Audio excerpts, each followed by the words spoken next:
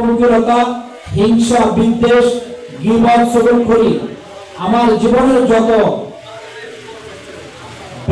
জীবন ব্যবস্থাপনায় আমার আল্লাহর পথে না চলার যে সিস্টেমগুলো আমার মধ্যে রয়েছে সেগুলোকে আমি ত্যাগ করতে পারলাম কিনা, এটা হচ্ছে কোরবানির শিক্ষা। এই জন্য বলা হয় বনের পশু নয়, মনের পশুত্বকে কোরবানি দেওয়া হচ্ছে কোরবানির শিক্ষা। আজকে কোরবানি সমাজ কল্যাণ পরিষদ যে সাংস্কৃতিক প্রোগ্রামের আয়োজন করেছে, আমি কর্তৃপক্ষকে অন্তরস্থল থেকে ধন্যবাদ জানাই।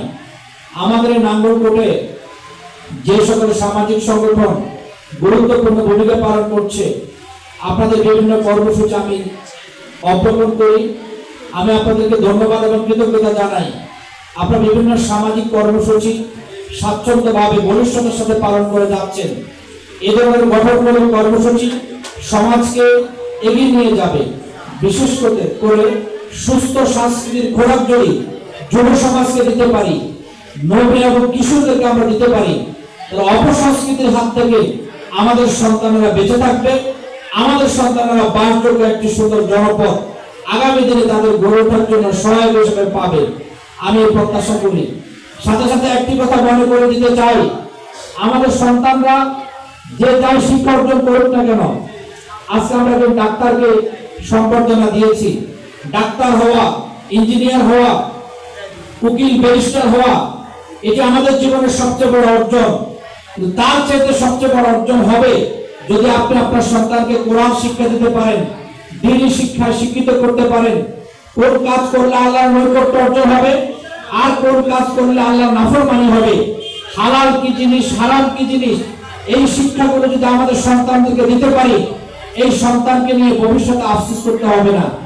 আজকে আমাদের সন্তানরা যে যত বেশি শিক্ষিত হচ্ছে, দ্বীনি শিক্ষা না থাকার কারণে, দ্বীনি জ্ঞান না থাকার কারণে, ওহীর জ্ঞান না থাকার কারণে যে যত বেশি শিক্ষিত হচ্ছে সে পিতা মাতাকে তত বেশি ত্যাগ করছে। যে যত বেশি শিক্ষিত হচ্ছে সে সমাজের মুরব্বীদেরকে তত বেশি অসম্মান করছে।